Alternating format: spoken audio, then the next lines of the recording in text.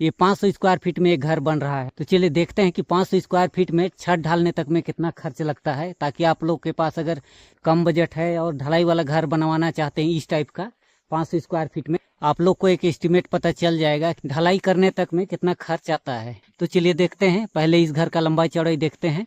इधर सामने से 22 फीट चौड़ाई है और इधर साइड से 24 फीट लंबाई है, यानी 528 स्क्वायर फीट में है। और गज में देखा जाए तो 60 गज में, और डिसमिल में देखते हैं तो ये 1.25 डिसमिल से थोड़ा सा ज्यादा है। और इधर बाहर से देखते हैं तो बाहर का दीवार सब 5 इंची का है, और पीछे चल के देखते हैं पीछे साइड 10 इंची का दीवार दिया गया है। इस घर को बहुत कम बजट में बना रहे हैं। और सामने से आप लोग देख सकते हैं, अगर रोड लेवल देखा जाए, इस रोड के हिसाब से भी देखा जाए तो अभी भी डाउन है। यहाँ से देखते हैं तो लगभग 1 फीट लगभग हाइट है। अगर यहाँ 1 फीट उठ जाएगा रोड तो फिर तो घर डाउन हो जाएगा। तो कभी भी आप लोग घर बनाते हैं तो रोड लेवल से कम से कम 3 फीट 3.5 फीट आपको रखना है, अगर ऐसे नए जगह में घर बनाते हैं तो।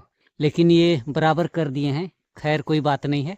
अब आगे देखते हैं। इधर सामने से आप लोग देख सकते हैं एक खिड़की है जो कि 3 फीट बाई 4 फीट का है। दरवाजा है 3.5 फीट बाई 7 फीट का। अंदर चलते हैं और अंदर से देखते हैं अंदर से कितना बाई कितना का रूम बन रहा है।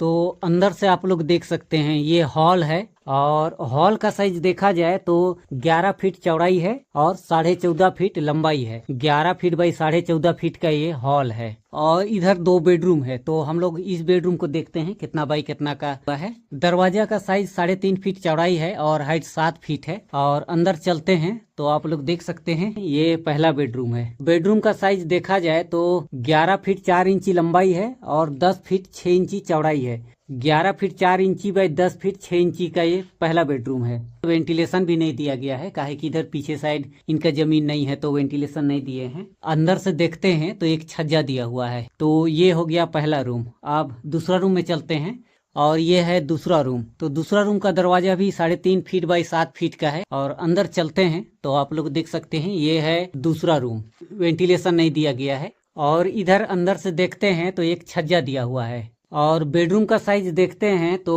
10 फीट 3 इंची चौड़ाई है और 11 फीट 4 इंची लंबाई है।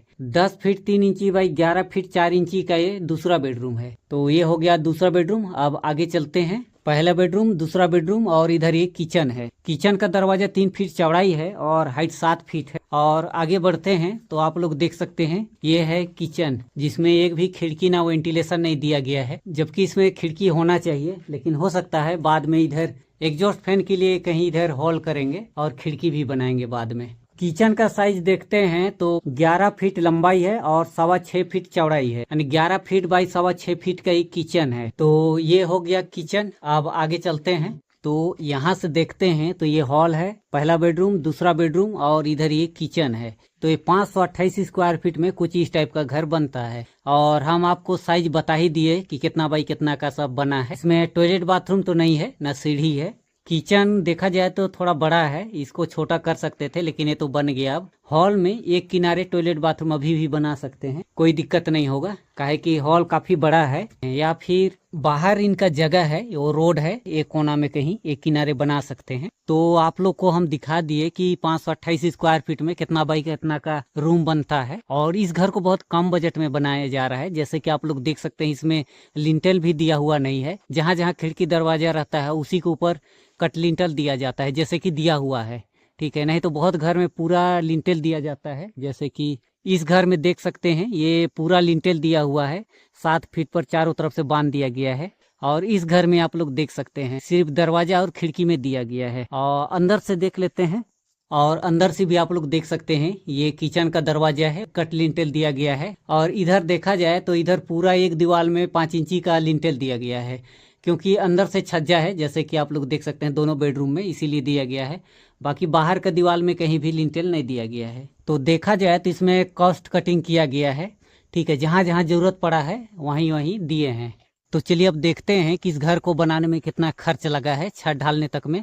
इस घर में टोटल 9 कॉलम दिया गया है। इधर सामने से 3, बीच में 3 और उधर किनारे 3, यानी टोटल 9 कॉलम है। और कॉलम में जो छड़ दिया गया है वो 10 mm का दिया गया है। ऊपर आप लोग देख सकते हैं सब कॉलम में 10-10 mm का 4 पीस दिया गया है। और टाई बीम में जो छड़ दिया गया है, टाई बीम में भी 10 mm का 4 पीस दिया गया है। और छत का बीम में भी आप लोग देख सकते हैं 10 mm का दिया गया है, और कॉलम में भी, और छत में भी 8 mm और 10 mm का दिया हुआ है। और बाहर का दीवार 5 इंची का है, आप लोग देख सकते हैं। इधर आगे छज्जा बनेगा तो ठीक है, लेकिन इधर साइड से देखते हैं तो पूरा दीवार 5 इंची का दिया हुआ है। सिर्फ पीछे का दीवार 10 इंची का है, बाकी बाद इधर सब दीवार 5 इंची का है। और टाई बीम से नीचे 10 इंची का दिया हुआ है, और ज्यादा नीचे नहीं दिया हुआ है। और इधर से भी आप लोग देख सकते हैं, सामने का दीवार भी 5 इंची का और साइड का दीवार भी 5 इंची का है। तो बहुत कोई बाहर का दीवार 5 इंची नहीं रखते हैं, लेकिन इस घर में बाहर का दीवार 5 इंची का रखा हुआ है। तो ईंटा का क्वालिटी भी आप लोग को दिखा देते हैं कैसे है।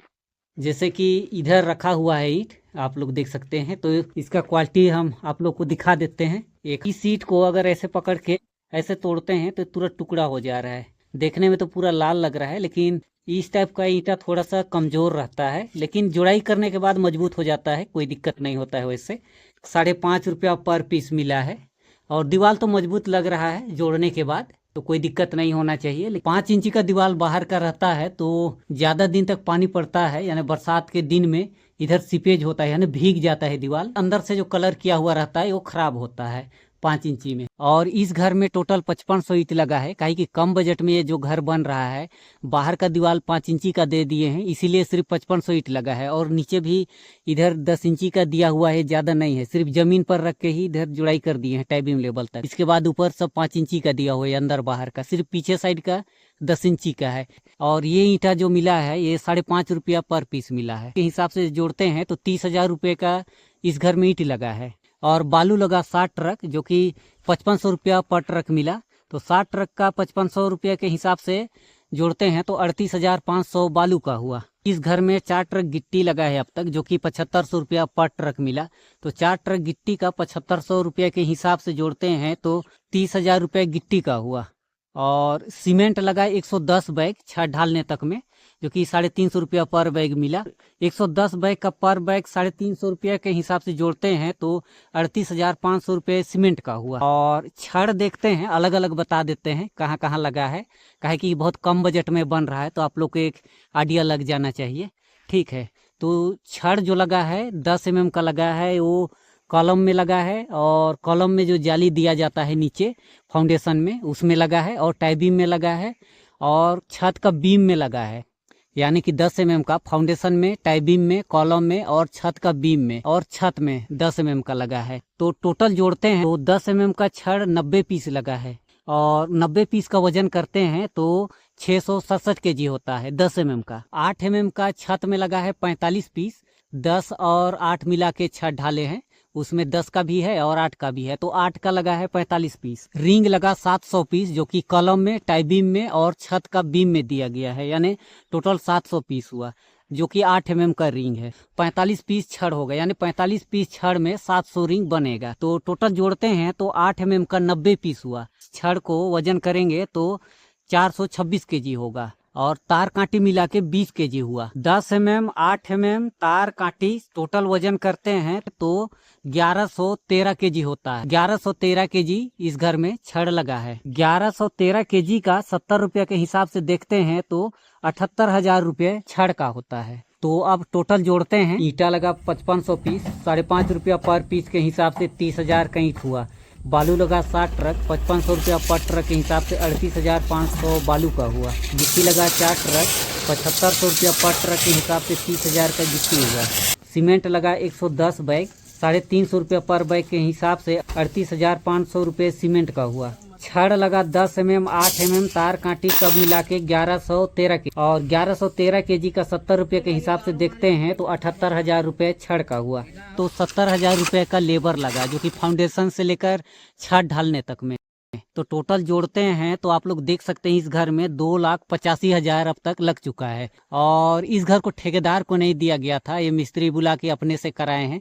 सिर्फ छत ढालने के लिए ठेकेदार को दिए, बाकी बात इधर अपने से ओनर कराए हैं, जैसे पैसा आया वैसे पार्ट बाई पार्ट। तो 2,85,000 रुपया इस घर में अब तक लग चुका है। ये एक जमीन है जो बाउंड्री किया हुआ है, इसको आप लोग को दिखा देते हैं, शायद किसी को काम आ जाए। ठीक है, जो कि समझ पाए। तो आप लोग देख सकते हैं ये जो बाउंड्री किया हुआ है, ऐसे 1 कट्ठा जमीन है यहाँ के हिसाब से। रांची में यहाँ 1 कट्ठा में 720 स्क्वायर फीट होता है, तो ये 720 स्क्वायर फीट जमीन है।